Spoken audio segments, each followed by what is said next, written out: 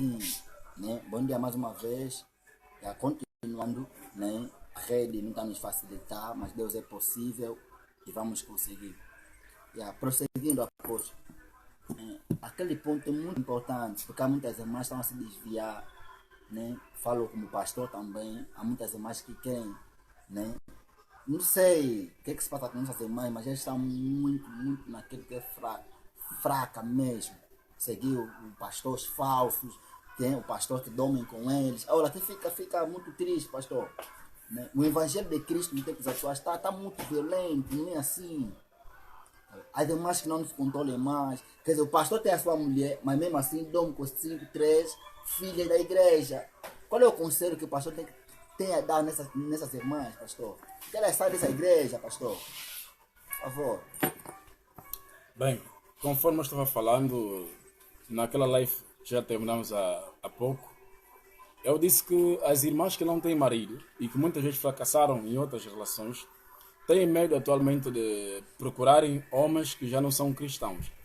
Então, para além de serem cristãos, também agora querem casar com homens de Deus. Talvez se casam e se tornam bem-sucedidos. Mas também, como já existem muitos falsos homens de Deus, então essas irmãs tendem a sofrer de novo.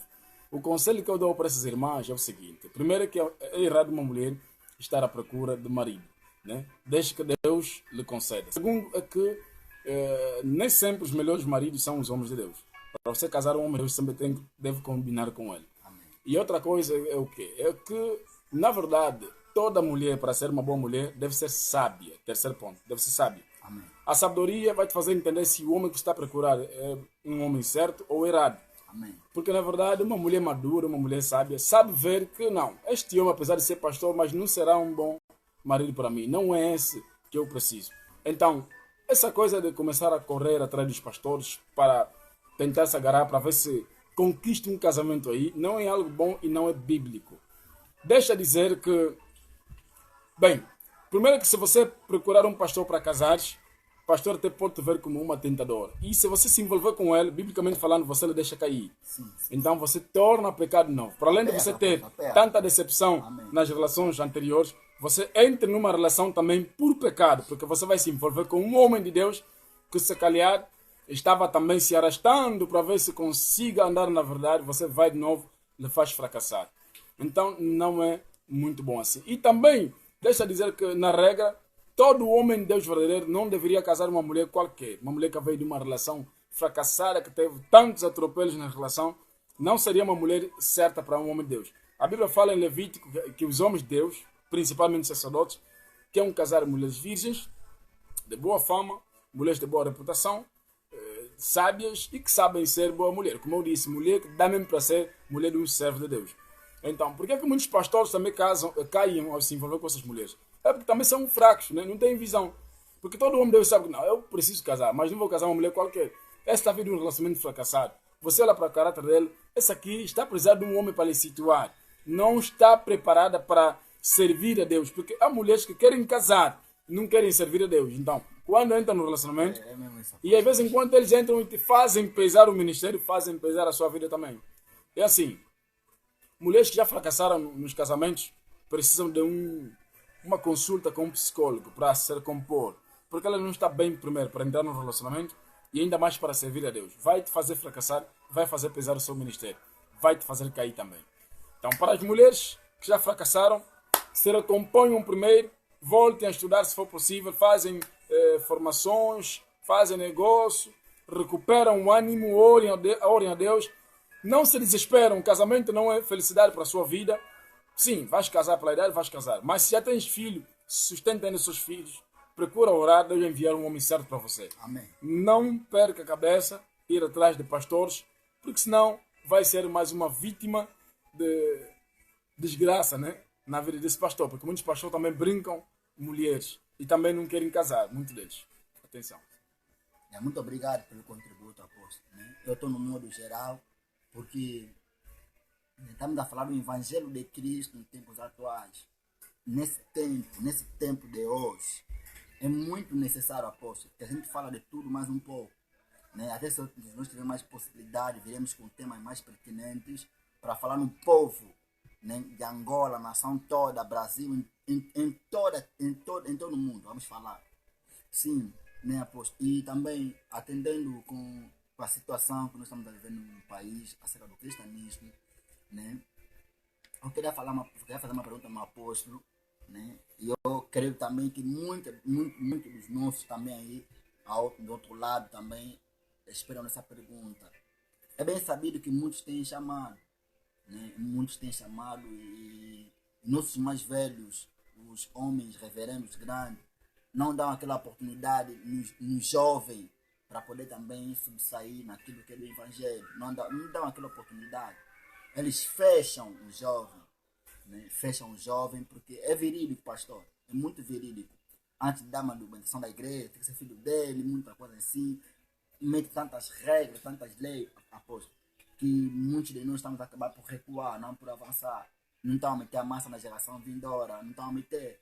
Então, qual é a força que o pastor tem para esses jovens que estão aí, né, caras baixos, cabeça no chão? Qual é o conselho que o apóstolo pode mandar para nós, apelamos para nós, apóstolo? Bem, é o seguinte. Primeiro eu quero falar para todo mundo que também acompanha aqui, né, no geral. Não vou focar primeiro no assunto, vou falar ainda no geral. Mas quem tem uma questão para fazer, faça, porque acredito que essa seja a última live. Faça já para nós respondermos, para não ficarmos assim vazio. Bem, é o seguinte. Essa questão da filiação de igrejas por causa de documento, em parte, isto é lei dos homens. Não tem nada a ver com Deus. E outra coisa, ministros que estão atrás de documentos para a legalização de suas igrejas ou das suas congregações não deveriam ser submetidos forçosamente à involução de paternidade.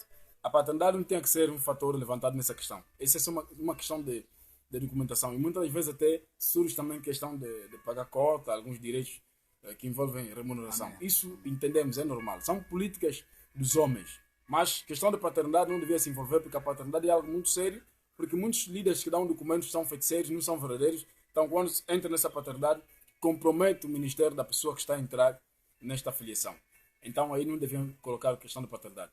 E terceiro, gostaria de dizer também para quem está me acompanhar agora, que antes de você se afiliar numa igreja, você deve procurar investigar como é que aquela igreja funciona. Amém. Se não define mesmo os parâmetros com aquilo que Deus lhe chamou, desiste. Amém. Fique mesmo anônimo, vai orando com o seu pessoal, não se afilie ainda, para que você não venha comprometer a tua visão ministerial. E também, outra coisa que eu quero dizer para os mais velhos, é o seguinte.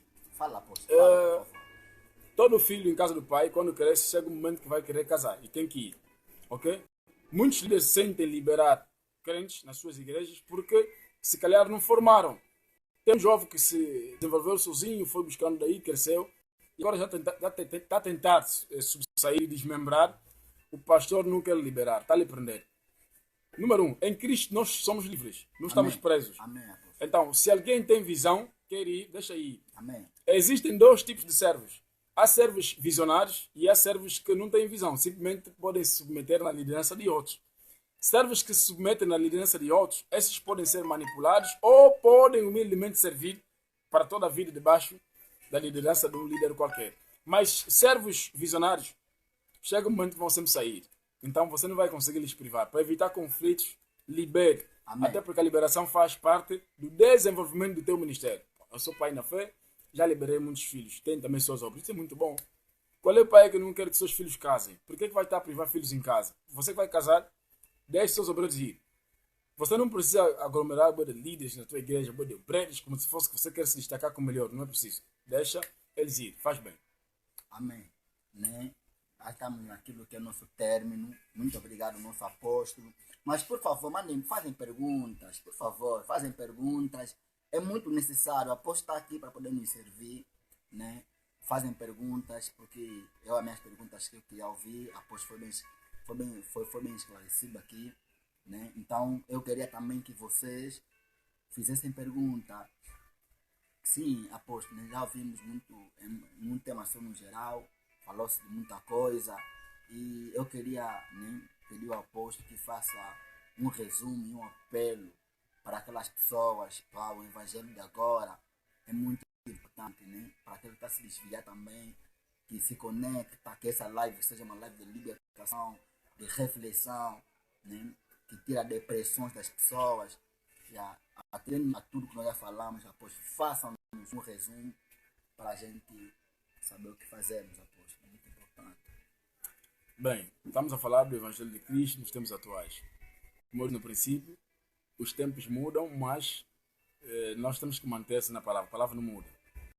Permanece para sempre. Então, é importante que nós permaneçamos em Cristo e não se desviemos.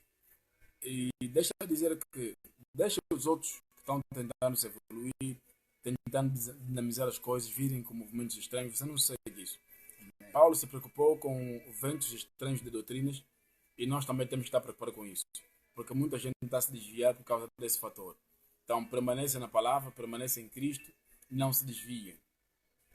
Se você chegar a ponto de se desviar, então, se Cristo ainda é contigo e se sentires remorso de arrependimento, arrependa-te e volte no caminho.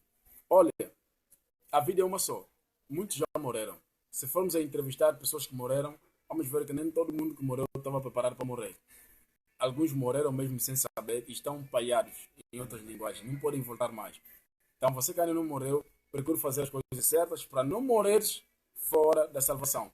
Porque se assim for, estarás passando por um momento triste que se calhar até melhor seria que você não nascesse nada, para não sofrer aquelas consequências. Deus tem um lado muito bom e que nos faz rir, amor. Quando olhamos para o amor de Deus, nós rimos, sentimos vontade de viver, até vontade de abraçar e de dizer, meu pai. Mas também Deus tem um lado, né? Que é o lado da ira. Quando Deus fica irado, ninguém consegue lhe acalmar. Ninguém pode dizer, pai, se controla. Deus, acalma-te, vai passar. Jamais. Deus é um Deus que não tem conselheiros, não tem amigo. Quando é errado, ele faz cumprir.